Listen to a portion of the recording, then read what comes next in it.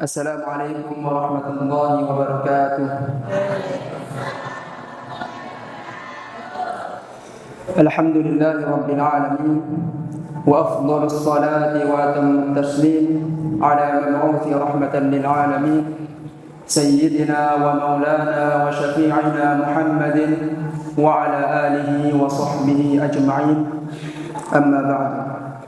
Ashhadu an la ilaha illallah wahdahu la syarika lah wa ashhadu anna Muhammadan 'abduhu wa rasuluhu. Amma ba'du. Qala Allah Ta'ala fil Qur'anil Karim, a'udzu billahi minasy syaithanir rajim. Bismillahirrahmanirrahim.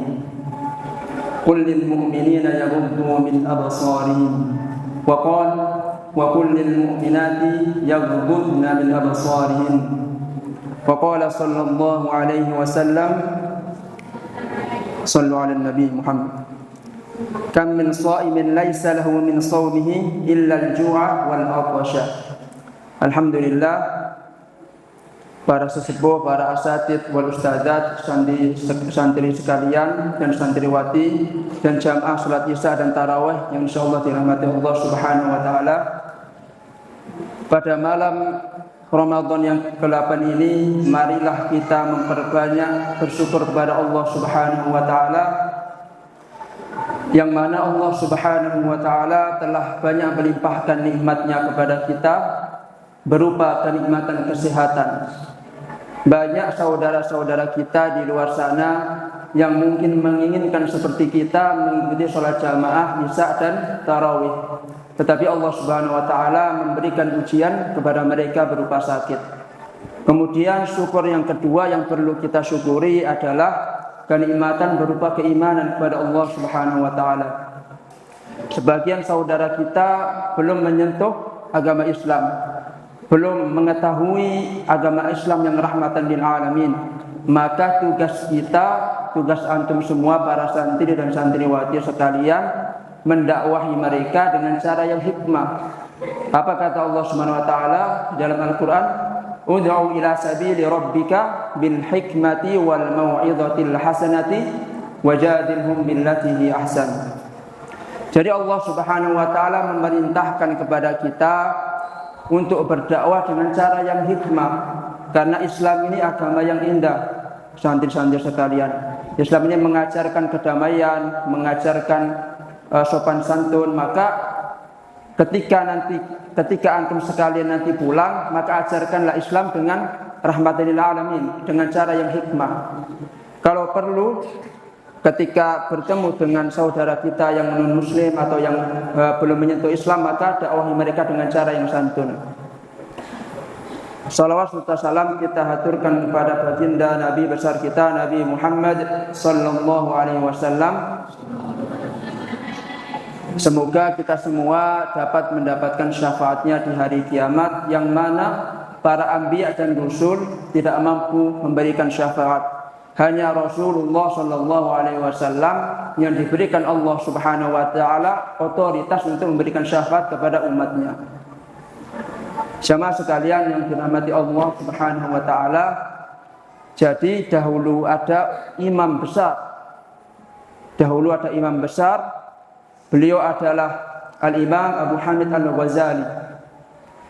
Beliau, teman-teman sekalian yang dirahmati Allah Subhanahu wa taala, dilahirkan di Tus, Khurasan, sekarang Iran. Jangan jangan dibayangkan Iran dulu itu seperti sekarang. Dulu Iran itu semuanya Ahlus Sunnah wal Jamaah. Jadi ada nama Imam Al-Ghazali.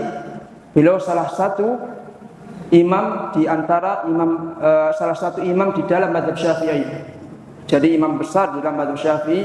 Beliau menulis 3 kitab di dalam mazhab Syafi'i. Yang pertama Al-Wajiz, kemudian Al-Basit, kemudian Al-Wasit. Itu semuanya 3 kitab ini membahas tentang fikih mazhab Syafi'i. Pada Imam Al-Ghazali rahimahullahu taala, beliau, singkat cerita, Imam Al-Ghazali mengajar di Tus.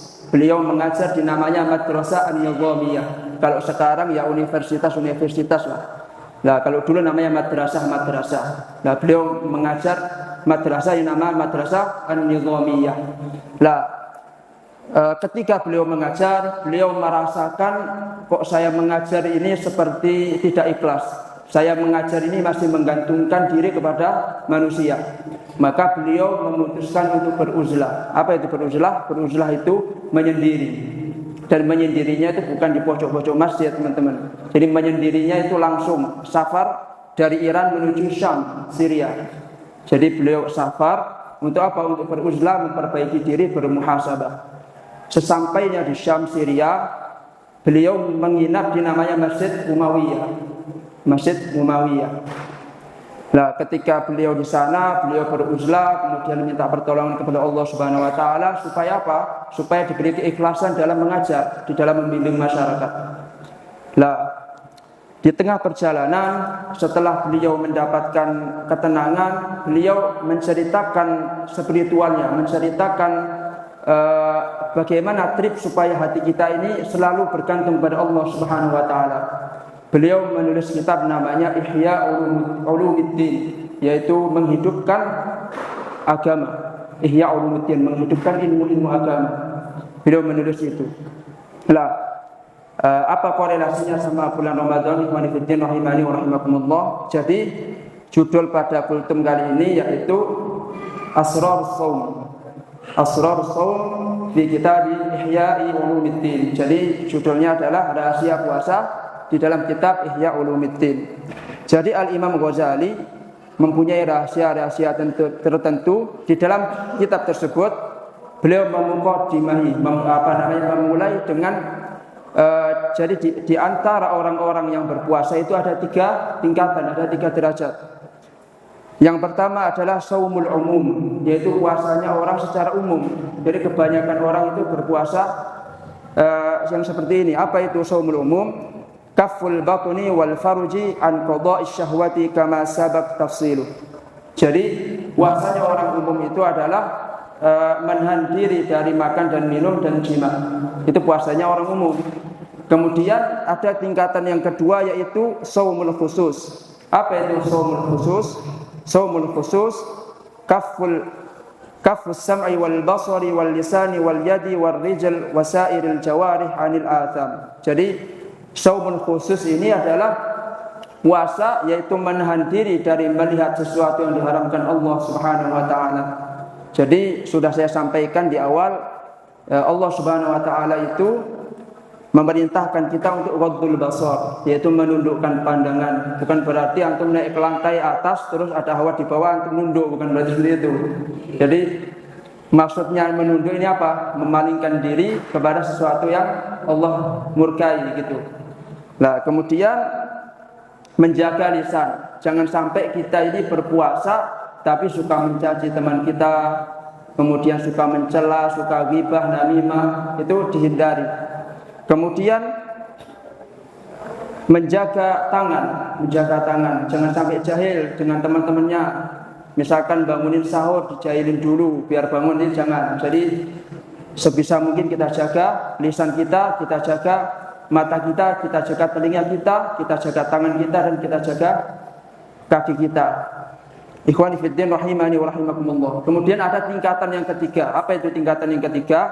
Tingkatan yang ketiga adalah shaumu khususil khusus. Jadi puasa khusus dari yang khusus. Jadi puasa khusus dari yang khusus. Apa itu puasa khusus dari yang khusus?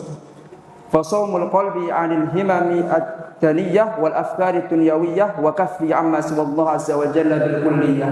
Jadi puasa khusus dari yang khusus adalah fikirannya itu bergantung kepada Allah Subhanahu wa taala. Dia berpuasa itu hanya bergantung kepada Allah Subhanahu wa taala, tidak sedikit pun berpikir tentang duniawi. Itu puasa khusus.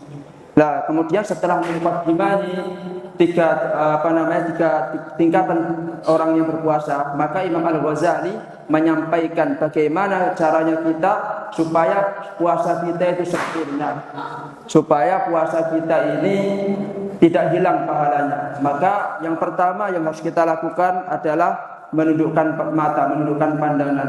Sudah kita bahas tadi. Rasulullah sallallahu alaihi wasallam bersabda, "An-nadhratu sahmun masmumun min sihami iblis la'anahu Allah taala." Jadi mata ini ketika melihat hal-hal yang haram itu adalah menjadi senjata iblis.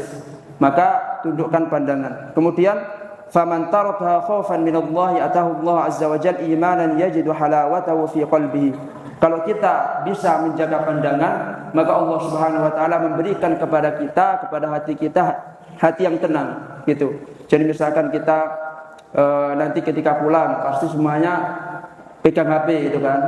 Lah, ketika melihat iklan-iklan yang tidak benar, melihat iklan-iklan yang mohon maaf tidak diperkenankan, maka sebisa mungkin langsung kita scroll, langsung kita hilangkan. Maka Allah Subhanahu wa taala akan memberikan halawatul iman kepada diri kita.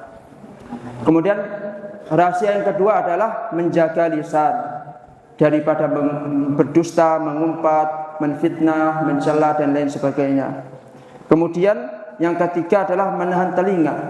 Menahan telinga di sini yaitu mendengarkan, misalkan ada teman yang sedang berghibah, ya kita beritahu dengan baik-baik, jangan sampai ghibah ya akhi gitu.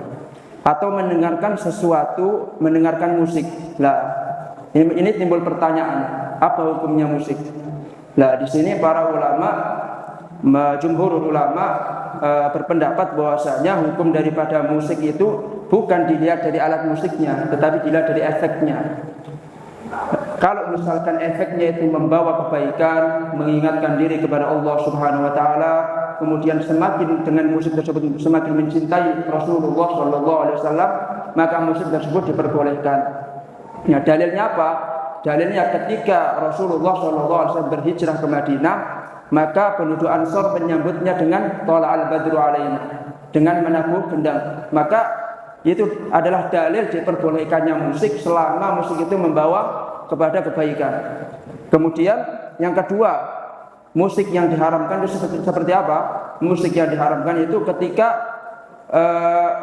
efek daripada musik tersebut itu membawa kemaksiatan kepada Allah Subhanahu wa taala, itu baru haram.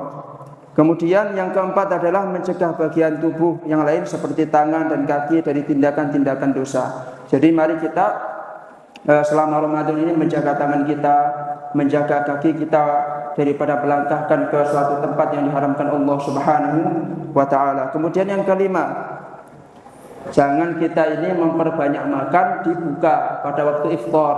Jadi mentang-mentang kita ini puasa dari terbit fajar sampai maghrib, langsung pas buka puasa balas dendam. Imboy telu, ping telu imboy. Jadi langsung imboy ping telu, imboynya 3 kali, pas taraweh geblak kafe. Jadi setan itu sangat cerdas teman-teman sekalian. Ikhwani fillah rahimani wa rahimakumullah. Jadi setan itu di dalam hadis sebutkan setan itu berjalan di aliran darah kita. Maka cegahlah maksiat dengan cara berpuasa. Karena dengan berpuasa itu setan tidak akan ada jalan untuk mengganggu kita. Kemudian yang keenam, rahasia dari Imam Al-Ghazali, rahasia puasa dari Imam Al-Ghazali adalah supaya hati setelah berpuasa itu bergoncang, ada atharnya setelah berpuasa itu.